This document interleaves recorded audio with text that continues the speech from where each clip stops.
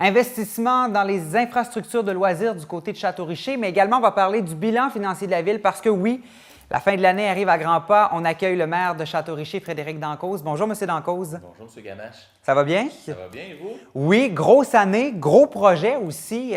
Quand le site des loisirs du côté de Château-Richer, il y a de gros investissements là, qui s'en viennent très prochainement. Oui, c'est des gros investissements. Ça semble gros. On a quand même beaucoup de subventions qui nous permettent là, de vraiment là, gérer ce projet-là. Alors, au niveau des investissements de la Ville, au niveau des citoyens, ça sera très peu, mais un gros investissement au niveau du site des loisirs. Il y a deux volets au site des loisirs. Il y a deux investissements. Il y a le site en tant que tel, autrement dit, et le chalet des loisirs. Alors, le chalet des loisirs, c'est un chalet qui date des années 60, qui était bloc sur bloc, qui est désuet aujourd'hui. Alors, il fallait ou bien regarder pour la rénovation ou la démolition et la reconstruction. Les coûts étaient pratiquement similaires, surtout qu'il fallait agrandir de toute façon. Le chalet avait été construit pour à peu près une centaine de jeunes au camp d'été. Et là, il y a eu beaucoup d'augmentation, justement, entre autres dans la fréquentation du camp d'été. Exactement. Quand je suis arrivé en 2005, on parlait à peu près de 115 à 120 jeunes. Et aujourd'hui, l'été prochain, on parle de 210 à 220 jeunes.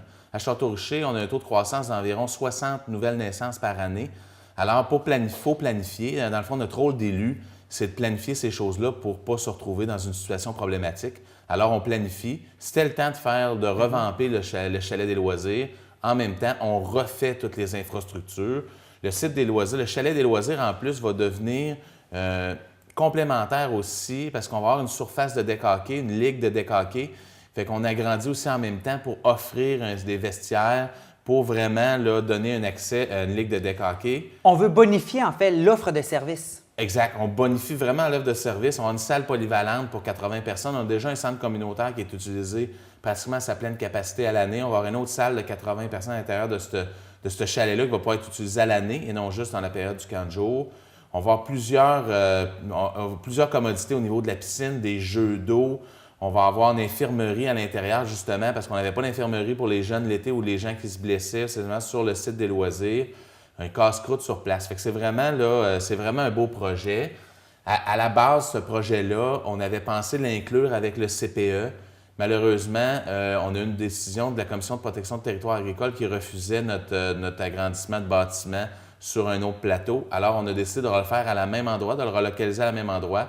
Et le CPE a été repris en charge par un promoteur local pour pouvoir le situer à un autre endroit dans la ville. On a 78 places qui sont octroyées par le ministère d'Éducation. Et pour ce site des loisirs-là, ça fait combien de temps que vous en parlez, que vous travaillez là-dessus à la Ville?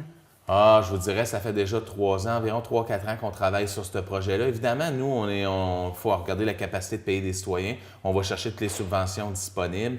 On a énormément de subventions pour ce projet-là. Je vous dirais, le projet du site des loisirs est pratiquement payé à complet avec des subventions. Le chalet des loisirs, on a quand même une portion qui arrive de subventions. On va déposer quand même dans les prochains jours une autre demande de subvention au PIQM pour essayer d'aller chercher 50 %. C'est pas certain, mais il faut comprendre qu'on essaie de chercher tous les sommes disponibles pour nous aider là, au niveau de Château-Richer. Et pourquoi avoir tenu des séances publiques d'information pour les citoyens tout au long de ce projet-là, jusqu'à tout récemment, entre autres pour le chalet? Pourquoi c'est important? Bien, c'est important la transparence. Dans le fond, on veut donner le maximum d'informations aux citoyens. Depuis le dernier mandat, un des points importants que j'avais mis dans la dernière campagne, c'était la transparence. C'est-à-dire que tous les projets qu'on va en règlement d'emprunt, ce qu'on fait, c'est qu'on envoie un document comme celui-là ici qu'on a présentement. C'est un document souvent de 4 pages avec les points d'information sur le règlement d'emprunt, les subventions, comment on va financer, comment on va le prendre à même les taxes. On fait un document, fait qu'on informe toute la population et en plus, on fait une séance d'information pour les gens qui veulent en poser encore plus de questions. Fait que la transparence, c'est un élément important. C'est vraiment un processus de transparence qu'on exécute de tous nos projets. Puis en même temps, bien, ça fait qu'on va avoir un site des loisirs extraordinaire. Un des points qu'on n'a peut-être pas parlé, c'est qu'on va avoir des nouvelles infrastructures sur ce site-là.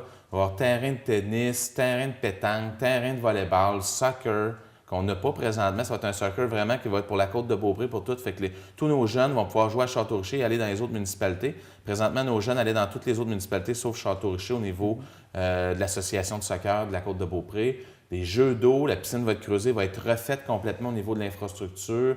Des aires de jeu pour enfants, il va y avoir un skate park. Excusez-moi l'anglicisme, là, mais c'est un parc pour planche à roulettes. Il va y avoir la BMX qui va être agrandie, surface de deck hockey Il va y avoir des nouvelles balançoires, des glissades pour l'hiver. Les sites vont être éclairés au complet. Fait que sentier pétonnier. Fait on met vraiment là, la totale pour que l'ensemble de la population y retrouve son compte. Et les travaux, ça pourrait débuter quand, l'échéance qu'on espère? C'était supposé débuter au mois de mars. Évidemment, vous savez, présentement, il y a une grève au niveau des avocats et notaires du ministère. Alors, ce qui arrive au niveau du gouvernement du Québec, ce qui fait que là, notre projet est ralenti parce que présentement, on attend l'aval du ministère. On était supposé l'avoir depuis il y a quelques semaines. Évidemment, ça devrait se régler là, dès janvier. Alors, à ce moment-là, au courant de l'année 2017, ça va être complété. Alors donc, un projet évidemment à suivre. Et là, je l'ai dit d'entrée de jeu, on est en fin d'année, c'est toujours l'heure des bilans.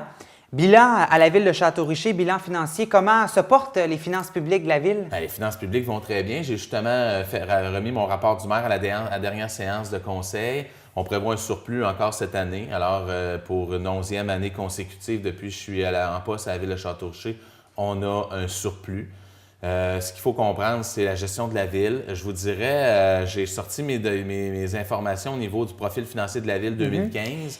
Parce qu'il faut dire qu'il y a des citoyens dans certains médias, médias nationaux, on va dire ça ici, qui étaient inquiets par rapport à l'endettement de la ville. Qu'est-ce que vous avez à leur répondre? Je pense que vous avez des chiffres quand même très clairs, que Château-Richer se positionne quand même bien au niveau de l'endettement.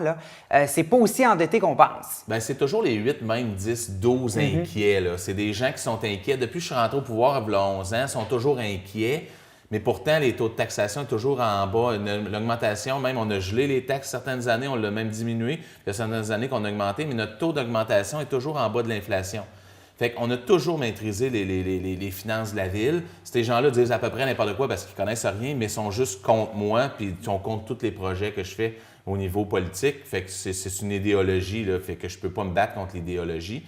Mais ce qu'il faut comprendre, c'est que sur le profil financier déposé par le ministère des Affaires municipales, c'est un site officiel. Donc, ça ne vient pas de la Ville, ça, c'est des chiffres qui viennent du ministère. Exact, qui compare toutes les municipalités du Québec, la MRC. Fait que là, les chiffres de Château-Richer que je vais vous donner, comparés à la MRC, comparés à la région administrative 03. On n'inclut pas Québec, là.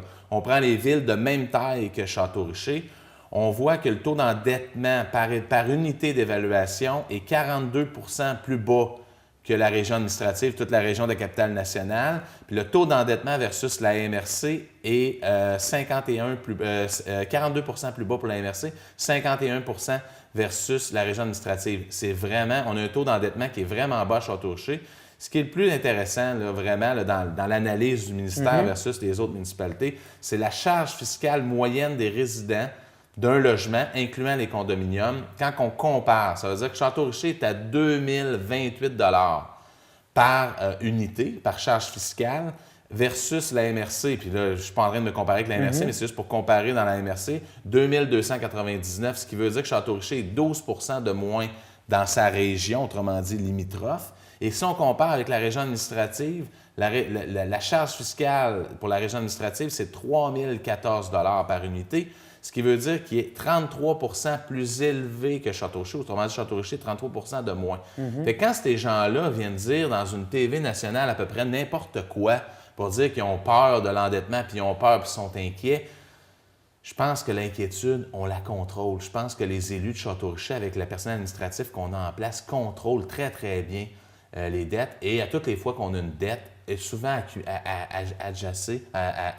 adossée à une subvention. Ça veut dire que ce n'est pas vraiment une dette. Ça veut dire qu'on reçoit des sommes d'argent de d'autres ministères ou d'autres organismes. Fait que dans ce temps-là, même si on emprunte un montant d'argent de 100 000 $, mais qu'on reçoit 80 000 par le ministère, c'est un endettement de 20 000, c'est pas un endettement de 100 000. Parce qu'il faut comprendre que quand on a des subventions, il faut que la Ville avance l'argent et c'est par la suite qu'on reçoit justement le montant du gouvernement, que ce soit provincial ou fédéral, dépendant. Exactement. Ça paraît que vous suivez les dossiers municipaux. Ce que ça veut dire, là, c'est que nous, on n'a pas le choix d'emprunter le montant maximum, même si on reçoit.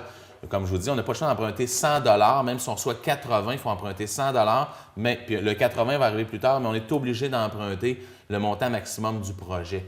Alors, c'est pour ça que ça paraît gros souvent, les investissements dans la ville, mais ils sont très petits à la fin parce qu'on reçoit beaucoup de subventions.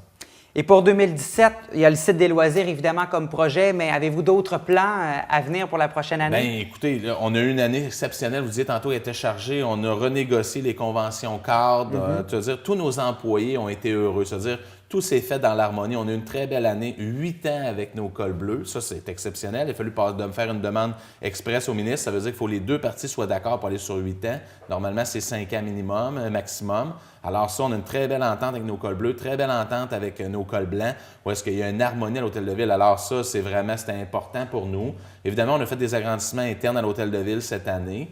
Et ce qui fait qu'on a fait, puis nos états financiers vont très bien, comme on vient juste de dire. L'avenir cette année, c'est vraiment tout ce qui est environnemental. Autrement dit, prise en charge des égouts, prise en charge des fosses septiques, tout ce qui est au niveau là, trafic. Autrement dit, la Côte de la Chapelle, on termine cette année avec Saint-Échelé, tous les travaux qu'on a à faire et on commence une infrastructure majeure qui est la rue du Couvent.